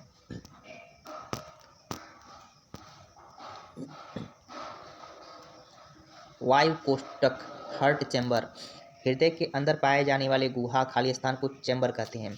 अलिंद, एट्रियम या ऑरिकल, यह हृदय का सबसे ऊपरी भाग होता है। शरीर में रक्त अलिंद के माध्यम से हृदय में प्रवेश करता है। दोनों अलिंद एक दूसरे को अंतरालिंग भित्ति इंटरआर्कुलर सिस्टम द्वारा अलग रहते हैं, जबकि अलिंद निलय खांच द्वारा अलग रहते हैं। भ्रूण अवस्था में हृदय की अंतरालिंद भित्ति पर एक छिद्र पाया जाता है जिसे फोरामेन ओवेल कहते हैं। वयस्कों में यह छिद्र बंद होकर एक अवशेष में रह जाता है जिसे फोसा ओवेलिस कहते हैं। कुछ शिशुओं में यह छिद्र जन्म के बाद भी पूर्णतः बंद नहीं होता है, जिससे शुद्ध और अशुद्ध रक्त आपस में मिलता रहता है। ऐसे शिशुओं को ब्लू बेबी कहा जाता है। इस शिशुओं का जीवन काल अधिक नहीं होता है। निलय, यह हृदय का निचला भाग होता है, यह रक्त को पंप करता है जिससे रक्त पूरे शरीर में फैल जाता है। मछली के हृदय में केवल 2 चैम्बर पाए जाते हैं। उभयचर, इनमें 3 चैम्बर पाया जाता है। उदाहरण के लिए जैसे मेढक हो गया, सरीसृप हो गया, जैसे सांप और छिपकली हो गया। मगरमच्छ तथा घड़ियाल सरीसृप हैं किंतु उनका हृदय 4 चैम्बर वाला होता है। मगरमच्छ और घड़ियाल। स्तनधारी तथा पक्षी का हृदय 4 चैम्बर वाला होता है। को ऐसे जीव जंतु जिनके शरीर का तापमान वातावरण के अनुसार नहीं बदलता है उन्हें समतापी यानी उष्णकटिल जंतु, वार्म ब्लडेड एनिमल कहा जाता है। इस प्रकार के जंतुओं का हृदय 4 चैम्बर वाला होता है, जैसे पक्षी हो गया, स्तनधारी मानव पशु हो गया। हृदय के अंदर रक्त का मार्ग, शरीर में शुद्ध रक्त महाशिरा के माध्यम से दाहिना आलिंद में प्रवेश करता है। दाहिना आलिंद इस अशुद्ध रक्त को दाहिना नीले में छोड़ देता है। दाहिना नीले इस अशुद्ध रक्त को फुसफुस धमनी के माध्यम से फेफड़ा में छोड़ देता है यानी भेज देता है। रक्त फेफड़ा में पहुंचकर शुद्ध हो जाता है।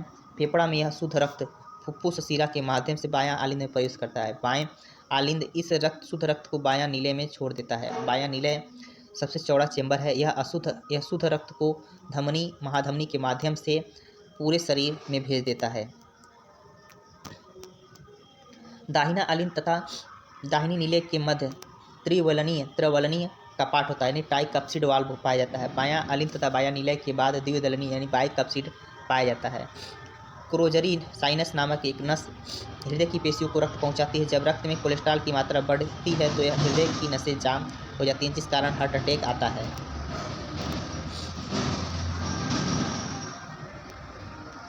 पूरे शरीर में रक्त का मार्ग है महाशिरा से दाहिना आलिंद से दाहिना नीले, फिर से धमनी, फुफ्फुस धमनी, फेफड़ा, फुफ्फुस शिरा, बायां आलिंद, बायां नीले, महाधमनी, धमनी, छोटी धमनी, कोशिका, केशिका, छोटी शिरा, महाशिरा, दाहिना आलिंद। फिर से पूरा चक्र चलता रहता है।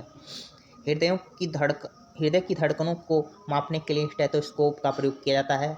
आला के माध्यम से डॉक्टर लब-डब की आवाज़ सुनता है। आला प्रतिध्वनि की सिद्धांत पर कार्य करता है। 1 मिनट में हृदय 72 बार धड़कता है, जबकि क्षुण अवस्था में यानी शिशु अवस्था में यह 150 बार धड़कता है। एक धड़कन दर स्वायत्त तंत्रिका तंत्र पर द्वारा नियमित की जाती है। हृदय धड़कन का नियंत्रण पश्च मस्तिष्क में उपस्थित मेडुला अब्लांगाटा के हृदय केंद्र द्वारा किया जाता है। एक बार हृदय की धड़कन में से मात्र 70 ml ब्लड ही अंदर आ जाता है, अतः पूरा 5.5 लीटर 5.5 लीटर ब्लड अंदर जाने के लिए हृदय को 72 बार धड़कना पड़ेगा। हमारी नाड़ियों की धड़कन गति 1 मिनट में 115 से 125 तक होती है। हृदय की धड़कनों को नियंत्रित करने का कार्य पेसमेकर करता है। हृदय में दाहिने आलिंद पर होता है। डिगोक्सिन हृदय में उद्दीपन यानी धड़कन को डिगोक्सिन हृदय के उद्दीपन यानी धड़कन को परिवर्तित कर देता है। रक्तचाप, रक्तदाब, ब्लड प्रेशर शरीर में रक्त के प्रवाह के कारण नसों की दीवारों पर पड़ने वाले दाब को रक्तचाप कहते हैं। रुधिर दाब को सामान्यतः बाएं हाथ की धमनी लेफ्ट ब्रांकियल आर्टरी द्वारा मापा जाता है। प्रकुचन सिस्टोलिक जब नीले के सिकुड़न के कारण रक्त हृदय के बाहर आता है तो इस दाब को सिस्टोलिक कहते हैं। अनुशीतलन डायस्टोलिक जब नीले फैलता है तो रक्त हृदय में जाता है और इस दाब को डायस्टोलिक कहते हैं। जब बीपी बराबर स्टोलिक बटे डायस्टोलिक 120 से 80 mmHg नॉर्मल होता है। जब बीपी बढ़ जाता है तो इसको हाइपरटेंशन कहते हैं। इस स्थिति में बीपी जो होता है 140 बटे 90 mmHg हाई बीपी पर होता है। एटिनॉल का प्रयोग हम बीपी को घटाने के लिए करते हैं। जब बीपी घट जाता है तो इसको हाइपोटेंशन कहते हैं। इस स्थिति में जो होता है बीपी 90 से 60 mmHg लो बीपी होता है। बीपी मापने वाली मशीन को स्फेग्मोमैनोमीटर का। नेक्स्ट टॉपिक आता है जूलॉजी जंतु विज्ञान का ब्लड ग्रुप रक्त एवं रक्त समूह आता है। ब्लड जो होता है एक प्राकृतिक कोलाइड गाढ़ा है। यह एक संयोजी ऊतक है। इसका pH 7.4 होता है अर्थात यह क्षारीय होता है। स्वस्थ मानव शरीर में 5.5 लीटर जो होता है रक्त पाया जाता है अर्थात कुल शरीर का जो होता है 7% होता है। महिलाओं में पुरुष की अपेक्षा आधा लीटर जो होता है कम ब्लड पाया जाता है।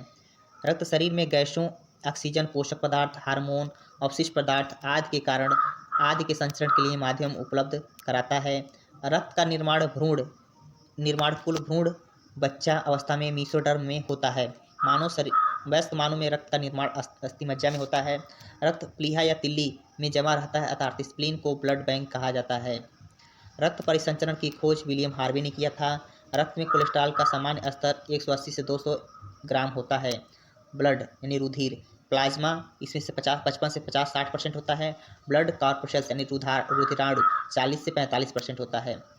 फाइब्रिनोजन, प्रोथ्रोम्बिन और एंटीबॉडी। ब्लड कॉर्पसेल्स रुधिराणु, आरबीसी जिसको एरिथ्रोसाइट कहते हैं, डब्ल्यूबीसी ल्यूकोसाइट कहते हैं, प्लेटलेट्स जिसको थ्रोम्बोसाइट कहते हैं।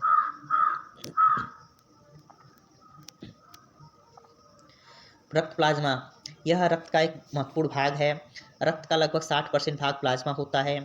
इसमें 90% भाग जल होता है। 10% भाग में प्रोटीन तथा कार्बोहाइड्रेट पाया जाता है। प्लाज्मा में पाए जाने वाला प्रोटीन फाइब्रिनोजन तथा प्रोथ्रोम्बिन होता है। यह दोनों प्रोटीन रक्त को थक्का बनाने में मदद करता है।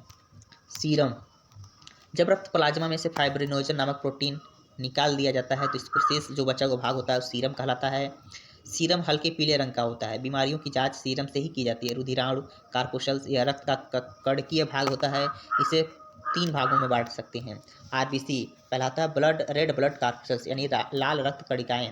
यह रुधिराणु का 99% भाग आरबीसी का होता है। आरबीसी की कुल जो संख्या होती है 5 बिलियन यानी 50 लाख होती है। आरबीसी में केंद्रक तथा लाइसोसोम नहीं पाए जाते हैं। आरबीसी को एरिथ्रोसाइट भी कहते हैं। इसका जो जीवन काल होता है 120 होता है। निर्माण अस्थिमज्जा में होता है लेकिन भ्रूण अवस्था में इसका निर्माण यकृत एवं प्लीहा में होता है। खराब हुई आरबीसी स्प्लीन तथा यकृत में जाकर के नष्ट हो जाती हैं। स्प्लीन को आरबीसी का कब्र या ग्रेव यार्ड कहते हैं। आरबीसी का आकार गोल होता है। इसका मुख्य कार्य ऑक्सीजन तथा कार्बन डाइऑक्साइड का परिवहन करना है। आरबीसी में हीमोग्लोबिन पाया जाता है और हीमोग्लोबिन के ही कारण रक्त का रंग जो होता है लाल होता है। हीमोग्लोबिन में लोहा यानी आयरन पाया जाता है। हीमोग्लोबिन ऑक्सीजन तथा कार्बन डाइऑक्साइड का परिवहन करता है। पुरुष में हीमोग्लोबिन का स्तर 14.9 ग्राम प्रति 10 ml होता है 100 ml होता है। फीमेल में हीमोग्लोबिन का स्तर जो होता है 13.9 mm जो होता है 100 ml होता है। रिमार्क हीमोग्लोबिन की कमी के कारण एनीमिया यानी रक्तहीनता नामक रोग होता है। आरबीसी की संख्या को हीमोसाइटोमीटर द्वारा मापा जाता है। डब्ल्यूबीसी दूसरा आता है डब्ल्यूबीसी यानी व्हाइट ब्लड कार्पोसेल्स। यह रक्त कोशिकाओं में सबसे बड़ी होती है। इसकी जो संख्या होती है 8,000 से 10,000 के बीच में होती है। इसमें केंद्रक होता है, इसमें हीमोग्लोबिन नहीं होता है, जिस कारण यह सफ़ेद रंग की दिखाई देती है। WBC का जो आकार होता है अनियमित होता है, अमीबा के समान होता है। इसका निर्माण अस्थिमज्जा में होता है और इसका जो जीवन काल होता है केवल 4 दिन होता है। RBC और WBC का जो रेशियो होता है 600:1 होता है। WBC को ल्यूकोसाइट भी कहते हैं। WBC हमें बीमारियों यानी संक्रमण से बचाता है, अर्थात रोगों से हमारी रक्षा करता है। इन्हें शरीर का सिपाही भी कहा जाता है। WBC को शरीर का सिपाही कहा जाता है। WBC में वृद्धि, श्वेताणु वृद्धि, ल्यूकोसाइटिस एवं उनकी संख्या में कम होना श्वेताणु ल्यूकोपीनिया कहलाती है। WBC कई प्रकार के होते हैं, जैसे इओसिनोफिल, बेसोफाइल बैक्टीरिया का भक्षण, न्यूट्रोफाइल, मोनोसाइट सबसे बड़ा होता है, लिम्फोसाइट एंटीबॉडी का निर्माण तथा जीवाणुओं को नष्ट कर देता है। ये मोनोसाइट है, लिम्फोसाइट है, न्यूट्रोफिल है, इसोफिल है, वही बेसोफिल है। न्यूट्रोफिल्स कणिकाएं रोगाणु तथा जीवाणु का भक्षण करती हैं एवं घाव को भरने में सहायता करती हैं। मोनोसाइट आकार में सबसे बड़ा होता है। इसे जीवाणुभक्षी कोशिकाएं यानी फैगोसाइटिक सेल्स भी कहते हैं। इसमें वृत्ताकार केंद्रक पाया जाता है। लेमोसाइट एंटीबॉडी यानी प्रतिरक्षा का निर्माण करता है, जो हमारी शरीर की में प्रतिरक्षक कहलाती है। लेम्फोसाइट में टी लेम्फोसाइट और बी लेम्फोसाइट पाई जाती है। बीमारियों में मुख्य रूप से रक्षा यानी प्रतिरक्षा टी सेल करता है। HIV में टी सेल जो होता है नष्ट हो जाता है। प्लेटलेट यानी थ्रोम्बोसाइट रक्त बिम्बाणु, इसे थ्रोम्बोसाइट भी कहते हैं। यह रक्त को थक्का बनाने में मदद करता है, अर्थात यह रक्त के बहाव को रोकता है। यह रंगहीन होता है। ये नियमित आकार की कोशिकाएं हैं जो अत्यधिक बड़ी कोशिका मेगाकैरियोसाइट्स अस्थिमज्जा की विशेष कोशिका के विखंडन से बनती है। इसका जीवन काल 4 से 5 दिन होता है। प्रति घन मीटर में इनकी जो संख्या होती है 2 से 3 लाख होती है। डेंगू बीमारी में इसकी जो संख्या होती है 80,000 से कम हो जाती है। रक्त का कार्य, फंक्शन ऑफ ब्लड, यह पचे रक्त जो होते हैं पचे भोज्य पदार्थ का परिवहन करते हैं। यह रक्त जो होते हैं हार्मोन CO2 तथा O2 का परिवहन करता है। रक्त पोषक तत्वों जैसे ग्लूकोज, अमीनो अम्ल, वसा, प्रोटीन, लिपिड आदि को अंगों तक पहुंचाता है। रक्त उत्सर्जित पदार्थ का निष्कासन करता है। रक्त जो होते हैं तापमान को नियंत्रित करता है। यही कारण है कि मलेरिया बुखार में प्लीहा प्रभावित होने के कारण शरीर का तापमान गिर जाता है। रक्त शरीर के pH मान को नियंत्रित करता है। लसिका, अगला पॉइंट आता है लसिका। यह हल्के पीले रंग का तरल पदार्थ होता है इसमें हीमोग्लोबिन नहीं पाया जाता है। शरीर में बहुत सारी लसिका ग्रंथि पाई जाती हैं, जिससे लसिका निकल करके आगे प्रवाहित होता है। लसिका का प्रवाह केवल एक दिशा में होता है, अर्थात यह कोशिका से हृदय की ओर जाती है। लसिका शरीर के संक्रमण से बचाती है तथा शरीर में अतिरिक्त जल को अवशोषित कर लेता है। लसिका में O2 की अपेक्षा CO2 अधिक होता है। यह घाव भरने का कार्य करती है। यह रक्त में RBC तथा प्लेटलेट के अंदर नहीं पाई जाती है। पोलियो बीमारी में लसिका तंत्र प्रभावित हो जाता है। रक्त का जमना यानी थक्का बनना, ब्लड क्लॉटिंग, शरीर में किसी स्थान पर रक्त का जम जाना ही रक्त का थक्का या क्लॉटिंग कहलाता है। रक्त का थक्का 2 से 5 मिनट बनने की क्रिया को कैस्केडिंग कहते हैं। कैस्केडिंग प्रोसेस कहलाता है रक्त का थक्का बनना। रक्त का थक्का निम्नलिखित क्रियाओं द्वारा बनता है। जब कहीं कटता है तो शरीर में रक्त बाहर आता है और रक्त वायु के संपर्क में आता है, जिस कारण रक्त में उपस्थित थ्रोम्बोसाइट थ्रोम्बोप्लास्टिन में बदल जाता है। यह थ्रोम्बोप्लास्टिन कैल्शियम से क्रिया करके रक्त में पहले से ही उपस्थित प्रोथ्रोम्बिन को थ्रोम्बिन में बदल देता है। यह थ्रोम्बिन रक्त में पहले उपस्थित फाइब्रिनोजन से क्रिया करके फाइब्रिन में बदल देता है। फाइब्रिन की रचना जाल के समान होती है। फाइब्रिन रक्त के रुधिराणु मुख्य रूप से RBC में आकर के फंस जाता है, जिस कारण रक्त का बहाव रुक जाता है। इसे रक्त का स्कंदन या थक्का कहते हैं। थ्रोम्बोसाइट वायु के संपर्क में आता है, थ्रोम्बोप्लास्टिन बना लेता है। थ्रोम्बोप्लास्टिन शरीर में उपस्थित कैल्शियम और प्रोथ्रोम्बिन से मिलकर के थ्रोम्बिन बना लेता है। थ्रोम्बिन फाइब्रिनोजन मिलकर के फाइब्रिन बना लेता है और फाइब्रिन में रुधिराणु फंस करके रक्त का थक्का बना लेते हैं। रक्त के स्कंदन में अनिवार्य पदार्थ हैं विटाणु के, रुधिराणु, थ्रोम्बोसाइट, धातु या तत्व कैल्शियम, प्रोटीन, फाइब्रिनोजन तथा प्रोथ्रोम्बिन। रिमार्क, ब्रेन हैमरेज नसों का फटना के कारण विटामिन K है। शरीर के अंदर यदि रक्त जम जाए तो व्यक्ति की मृत्यु हो जाएगी। रक्त के अंदर हेपरिन नामक प्रोटीन पाया जाता है, जो शरीर के अंदर रक्त को जमने से रोकता है। अतः हेपरिन को एंटी क्लॉटिंग या एंटी कोगुलेंट कहते हैं। हेपरिन वायु के संपर्क में आते ही निष्क्रिय हो जाता है ताकि खून का थक्का बना सके। हीमोफीलिया एक आनुवंशिक रोग है। इसे रोग में खून का थक्का नहीं बनता है, अतः कटने पर रक्तस्राव नहीं रुकेगा। यह बीमारी इंग्लैंड की महारानी एलिजाबेथ से प्रारंभ हुई थी। रक्त समूह, ब्लड ग्रुप। रक्त समूह की खोज जो था वो लैंडस्टीनर नामक विद्वान ने किया था। मानव में मुख्य रूप से 4 प्रकार के रक्त समूह पाए जाते हैं। रक्त समूह में विभिन्नता के कारण आरबीसी में पाए जाने वाला ग्लाइकोप्रोटीन है जिसे लैंडस्टीनर ने एंटीजन नाम दिया था। एंटीजन 2 प्रकार के होते हैं, ए तथा बी। इसी एंटीजन के आधार पर रक्त को 4 भागों में बांटते हैं। पहला जिसमें एंटीजन ए होगा वह ब्लड ग्रुप ए होगा, जिसमें एंटीजन बी होगा वह ब्लड ग्रुप बी होगा, जिसमें एंटीजन ए बी हो दोनों होगा वह ब्लड ग्रुप ए बी होगा, जिसमें एंटीजन नहीं होंगे वह ब्लड ग्रुप ओ होगा। रक्त के प्लाज्मा में भी एक प्रकार का प्रोटीन पाया जाता है जिसे एंटीबॉडी कहते हैं। यह एंटीबॉडी बीमारी से रक्षा करता है। इस एंटीबॉडी का निर्माण लिम्फोसाइट करता है। रुधिर वर्ग में उपस्थित एंटीजन तथा एंटीबॉडी। ब्लड ग्रुप ए, इसमें एंटीजन ए पाया जाएगा कैपिटल ए और एंटीबॉडी स्मॉल बी। रुधिर वर्ग blood group capital B, antigen capital B, antibody small A. Blood group A B, antigen capital A B, antibody इसमें नहीं पाया जाता है।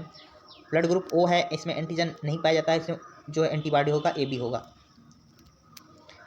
आरएच फैक्टर, इसकी खोज 1940 में लैंडस्टीनर तथा वीनर ने किया था। यह एक प्रकार का एंटीजन होता है जिसे सबसे पहले रिसस नामक बंदर में देखा गया था, अतः इसे आरएच फैक्टर कहते हैं।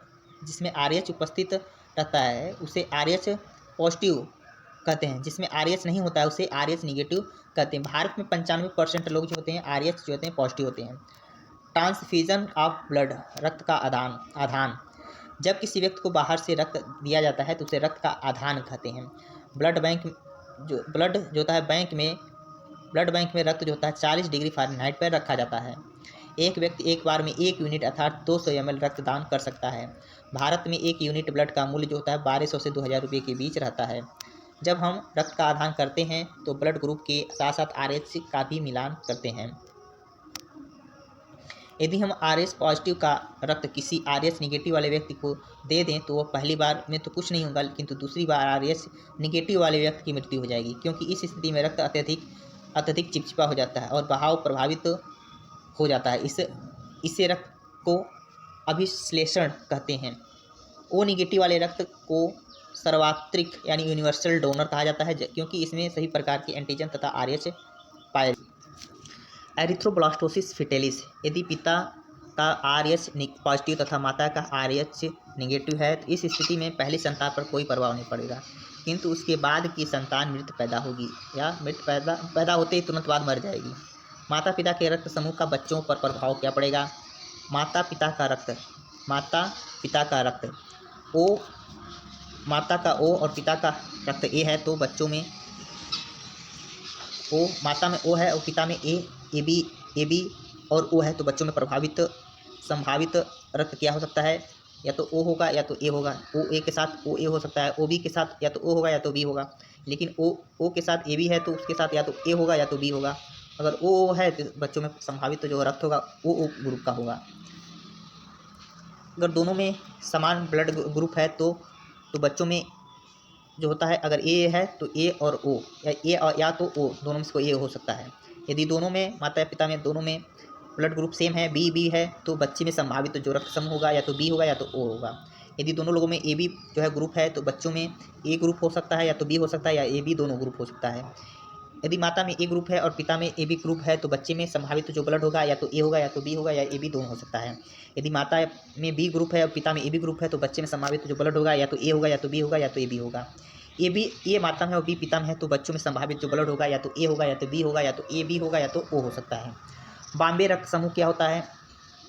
बॉम्बे रक्त समूह, बॉम्बे यह एक विशेष प्रकार का रक्त समूह होता है जो 40 लाख लोगों में से किसी एक में पाया जाता है।